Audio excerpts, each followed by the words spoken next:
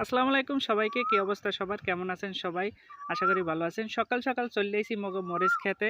দেখলাম অনেকগুলো মরিচ পেকে গেছে, সেগুলো তুলতে হবে, সেগুলো আবার রোদে শুকাতে হবে।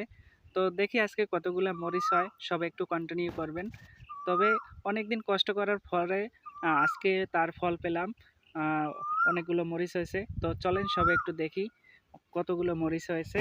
এবং দেখতে পাচ্ছেন যে অনেক অনেক গুলো মরিচ হয়েছে মাশাআল্লাহ। এবং আল্লাহ তাআলা খুব আ একটা নিয়ামত যে অনেকদিন কষ্ট করার পরে অনেক ফল পেলাম। আশা করি কষ্ট করলে কোনো দিনই ব্যর্থ হয় না। তার ফল একদিন অবশ্যই পাওয়া যায়। তবে দেখতে পাচ্ছেন যে অনেকগুলো মরিচ তুলে ফেললাম এবং গাছে অনেকগুলা রয়েছে, অনেক বড় বড়। তো খুব মানে লাল লাল একবারে খুব পেকে গেছে। তবে আ এইগুলা আমরা যারা সচরাচর প্রতিনিয়ত আ চর্চা করি, যারা সার ঔষধ দেই, পানি দেই, তবে আমাদের মধ্যে একটা অন্যরকম একটা আনন্দ আলাদা। যে আমাদের ক্ষেতে মরিচ হয়েছে বা আজকে একটা কষ্ট করতেছি, কালকে তার ফল পাবো। তবে শহর অঞ্চলে যারা থাকে তারা একটু বেশি মানে আনন্দ ফিল করে এগুলা তুলতে।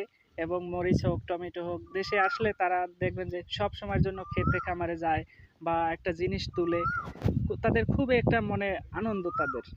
তবে আমাদেরও আনন্দটাও কম না। যা আমরা তো নিজেরা হাতে চাষ করেছি। তো